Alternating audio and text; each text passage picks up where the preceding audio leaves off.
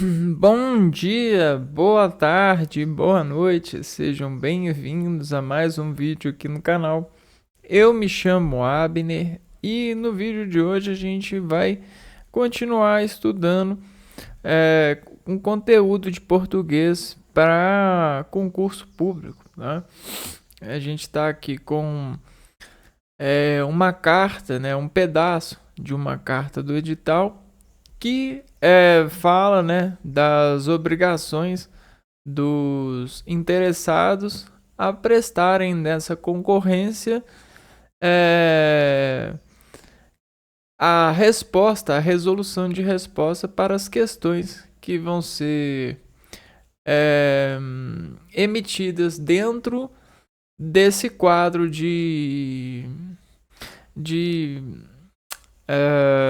escolhas, né, pela banca. A banca ela escolheu temas que ela acha, né, que ela estuda, que ela conciliou em decisão do candidato aquilo que ele precisa ter em revólver, né, em dispositivo de reação para ser contratado, né? Ou seja, quem tiver mais nível de acertos, né, para essa relação vai ser contratado. Né? Então, é caráter da pessoa que quer ser contratado, que quer ganhar essa vaga, gerir essa vaga, plantar essa vaga a partir da candidatura. E a candidatura, ela precisa, então, né? Precisa que o candidato se estude, né? Esse estudo desenvolve no candidato uma operação de, digamos que, consubstanciação, né, para aquilo que o ser humano errou e ele vai corrigindo e vai ganhando resolução de aceitar correção por propostas de necessidade social, né, de resolução social. É um crédito dessa, dessa implementação que está ligada à educação e aos cuidados desse agente educado depois na área de serviço, né? Então vamos lá, vamos continuar a estudar, né? A gente vai para o segundo tema desse repertório aqui, ó. No último vídeo a gente viu o primeiro, que trata de assuntos de semântica e estilística. Hoje, né, a gente vai ver conteúdos que tratam sobre o texto e discurso, né? Texto e discurso. Esse é o conteúdo de hoje. Então, vamos lá aqui, ó. Texto e discurso. Texto é a materialização do discurso por meio de palavras, enquanto o discurso é a ideia ou conjunto de ideias que se quer transmitir.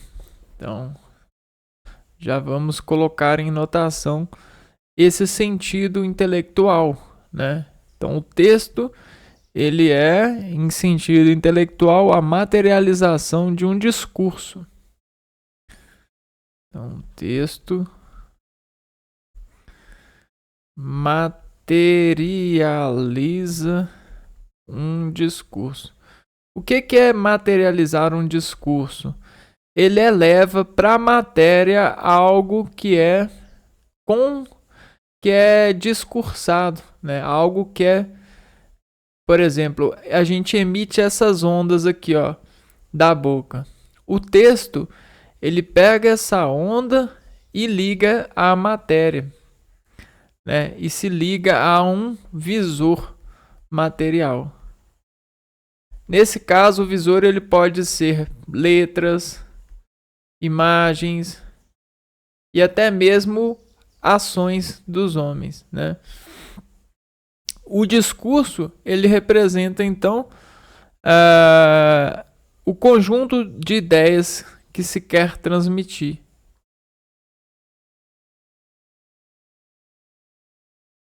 é o conjunto de ideias que se quer transmitir. Então isso é o texto, né? Você tem o texto aqui sendo formado e dentro dessa informação a gente tem a ideia, né? A ideia que é administrada por essa empresa de palavras, digamos assim, essa lógica. Vamos lá, ó. Intertextualidade.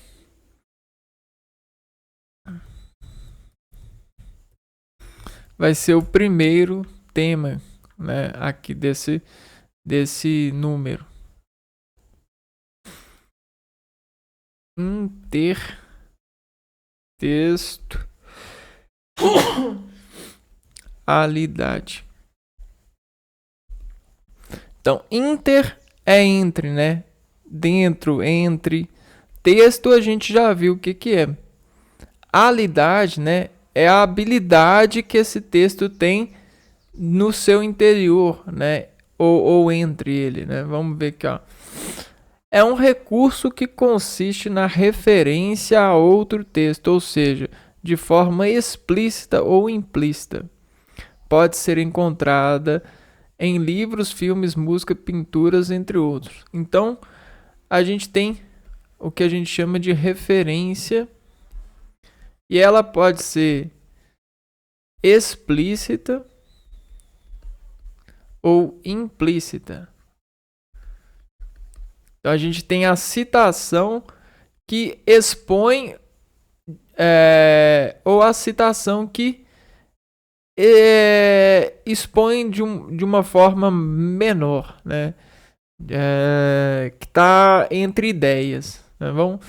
Vamos focar nisso daqui agora. O que é implícito? Implícito é contido numa proposição, mas não expresso formalmente. Não manifestante declarado. Subtendido tácito. Disse de crença que se tem sem previo exame. Aqui, ó. Em um texto existem informações e sentidos que não são percebidos pelo significado das expressões usadas nas frases, mas sim por dados do contexto em que o texto está inserido. Então, aqui a gente está tendo a retroprojeção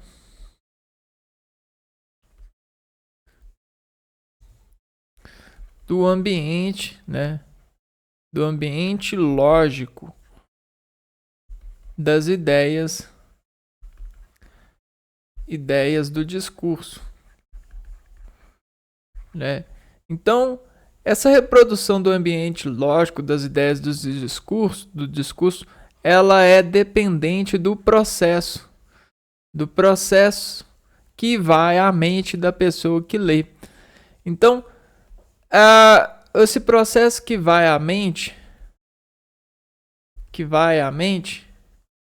busca resolução de processo. Essa resolução de processo vai buscar em sua lógica, em suas referências, condições de entendimento, condições de montar o discurso em texto. Então, a intertextualidade ela já acontece há muito tempo no sentido da denotação, né? Você tem as notações que são formalizadas e a gente institui delas algarismos lógicos para desenvolver as frases em porcentagens de implementação de sinalização em retroprojeção do saber, né? Da informação, em retroprojeção da informação. Então a intertextualidade ela já é muito usada. Só que além de fazer essa intertextualidade de letras com sentidos que estão destacados em dicionários, a gente pode fazer de texto para texto, de lógica para lógica. Então, é quando eu quero pegar a lógica desse texto, amassar ela em uma palavra, em uma frase. Então, eu pego o texto, amasso ela em uma palavra e coloco. Ou então, eu copio o texto. Então, existem duas formas, né? Ó. Se eu estou escrevendo um texto aqui, ó. Abobrinha. Abobrinha, quando nasce, esparrama pelo chão, papapá. Aí eu tenho um texto aqui e eu quero pegar a lógica desse texto e colocar aqui. Eu quero o feedback desse texto e colocar aqui. O que eu faço? Eu amasso, eu desenvolvo uma forma de colocar ele aqui, mas não tão clara como ela é. Né? É uma formatação. Então eu faço isso daqui, ó. Eu elevo o conteúdo aqui, ó, em um formato para colocar aqui também, ó.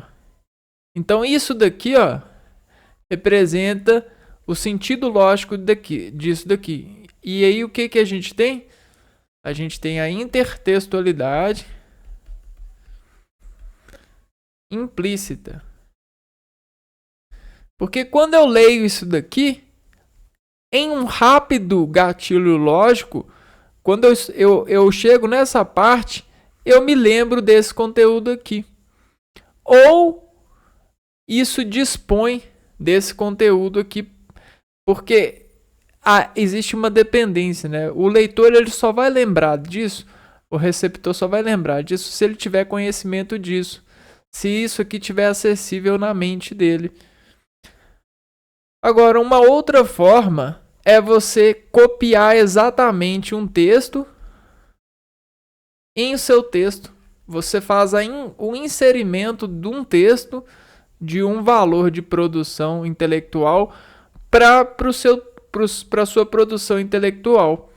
E aí você faz a intertextualidade explícita. Por quê? Porque aqui, ó, vai estar igualzinho que está aqui, né? Se você leu esse texto aqui, né, na hora, esse texto ele obrigatoriamente ele tem que fazer referência a esse, né? Isso é uma coisa formal, é um diálogo que emite nota, né? Olha, isso aqui foi copiado disso daqui, ó, porque esse é o verdadeiro autor. Entretanto, nem todos fazem, mas dá para identificar, né? Hoje, graças à informática, à tecnologia da informação e à alta habilidade dos processamentos de arquivos de dados têxteis, têxteis ficou parecendo que é indústria de tecido, né? Mas dados de palavras, né?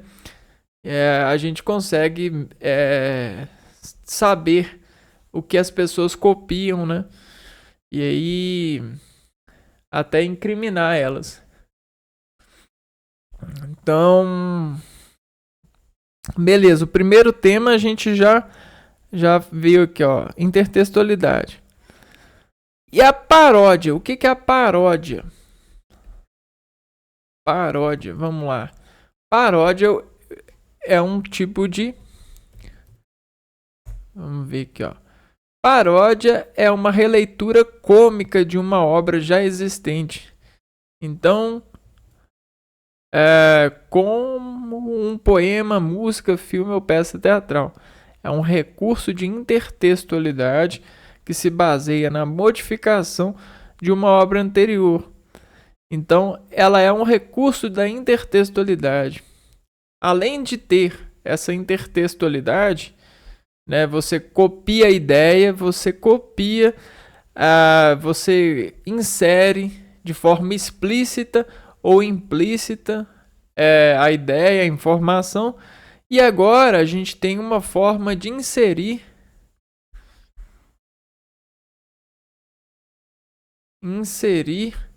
o que? Forma de inserir comicamente. Isso deixa claro que há uma brincadeira, há uma exposição consentida em forma harmoniciosa cômica, né? É claro que para alguns pode parecer positivo, negativo ou até mesmo neutro. Mas o autor ele tem também a força de usar a paródia em explicitação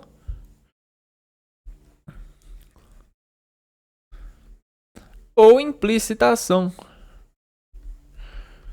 né?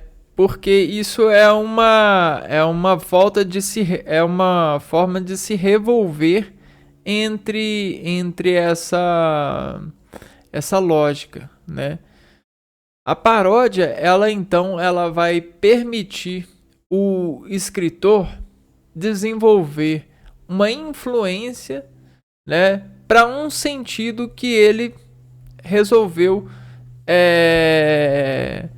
criar para releitura de um texto, de um tema, de uma informação, porque às vezes ninguém viu a autoridade de uma propaganda fazendo mal para o mundo, né? Então você tem uma propaganda lá e ela tá fazendo mal. E aí o camarada ele viu e ele vai pegar, por exemplo, ele faz uma releitura cômica dizendo assim, ó, propaganda, você não é tão forte assim. Na verdade, você faz mal, engana e tal, tal, tal. E ele vai fazer isso pegando a estrutura armada nesse dispositivo de informação. Ele vai desarmar essa estrutura, promovendo a mesma rima no sentido às vezes contrário ou cômico, né, a ela. Então paródia é isso. A gente pode pegar. Existem paródias boas e ruins, né? Vamos pegar. Obviamente depende do construtor. Aqui a gente vai encontrar paródias aceitáveis. Agora, muitas pessoas no dia a dia criam paródias até mesmo pesadas, né? Cão que ladra morde.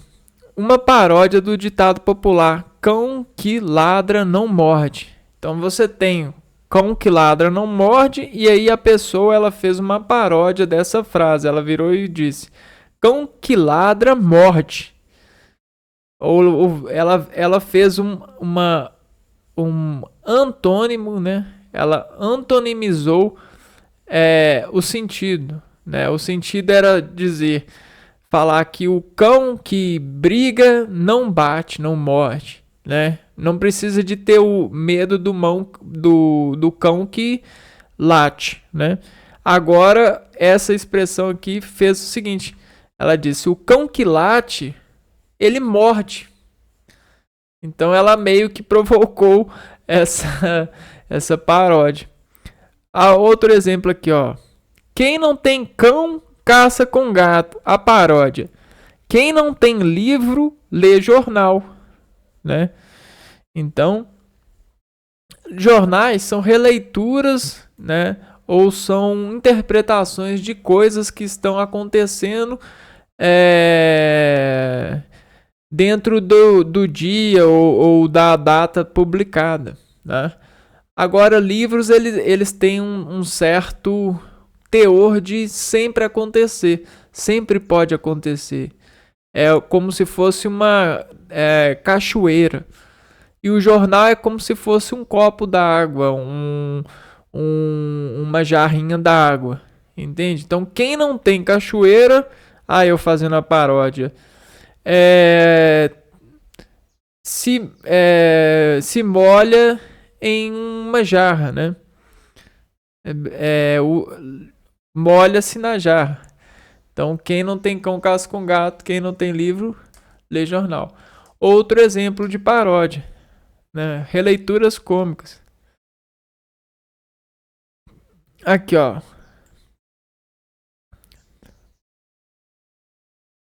paródias sobre obras originais de cinema, o filme Todo Mundo em Pânico, que parodia obras de cinema. Então a gente tem alguns filmes que fazem até mesmo paródias. O filme Todo Mundo em Pânico, ele faz paródias de cinemas. O American Pie, se eu não me engano, também, na época que foi lançado. O desenho animado Simpsons, ele faz paródia a situações reais de pessoas, né? Para que as pessoas às vezes consigam se verem no lugar dos personagens e pensarem em talvez mudarem suas ações em determinadas situações. Então é uma ajuda telemediática, né? Telesimpatificada, né? Digamos assim.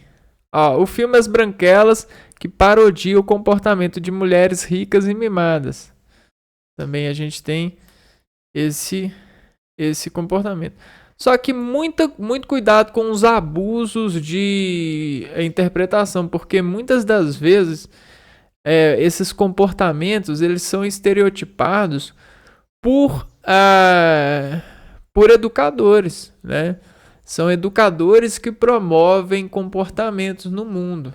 Então, muito cuidado na hora que você começa a se achar crítico de comportamento, né? Além do seu, porque você está falando diretamente com educadores, e aí a gente entra em uma órbita de motivos infinitos, né? A gente tem infinitos motivos para as pessoas se comportarem de um jeito até até que você comece a reduzir o infinito em algo finito. É o que a educação faz, né? A educação ela cercaneia o indivíduo, colocando ele em produção de reação harmônica precisa. Então, muitas das vezes esses comportamentos estereotipados, muito fora dos comuns, eles são protagonizados por empresas, né? São efeitos incandescentes para fazerem exames, né? Em um raio de pessoas que demonstram ou precisam demonstrar certo valor de reação. Isso também é pesquisa, pessoal. Não sei se vocês sabem, mas se você está no ambiente, né, e aparece alguma coisa muito estranha, por exemplo, você está numa praia e o camarada tá de blusa de frio, ele pode estar fazendo um humor, né? Ou ele pode estar fazendo um exame, né, da consciência das pessoas, ele quer ver a reação das pessoas, ele quer ver se alguém ampara a pessoa, né? Por exemplo, na escola as professoras elas cercam os meninos para verem desde cedo se eles conseguem identificar alguém que precisa de ajuda. Então, por exemplo, na escola eles colocam pessoas lá que precisam de ajuda e começam a ver se você ajuda elas, né? Que na verdade elas não precisam de ajuda, só que o estereótipo delas, a aparência delas sobre o conteúdo lógico, sobre o texto lá, né? Demonstra ela precisar de ajuda e você está sendo avaliado nesse instante, né? Então, muitas pessoas avaliam as outras e às vezes levam elas para regulações, para mecânicos desses tipos de estima, né? Estimas sociais, né? Embora muitos de nós saibam que isso tem protagonismo espiritual, tem protagonismo de redes de processamento de dados sobre conceitos e remediações de ajudas, né, para ver se a pessoa merece ou não, isso aqui, né? Mas São coisas de funções diárias, né? São relações harmônicas entre tendências, né? De elogios e quais elogios serão emitidos, quais tipos de notas serão dadas a esse tipo de produtor de respostas, né? Digamos assim. Uma vez que você está no lugar, você deve cuidar, zelar por esse lugar. Então tem toda essa concentração, não é mesmo? Então é isso. No vídeo de hoje a gente ficou com esse segundo item e no próximo vídeo a gente continua aprendendo esses itens, né? Um abraço para vocês e fui!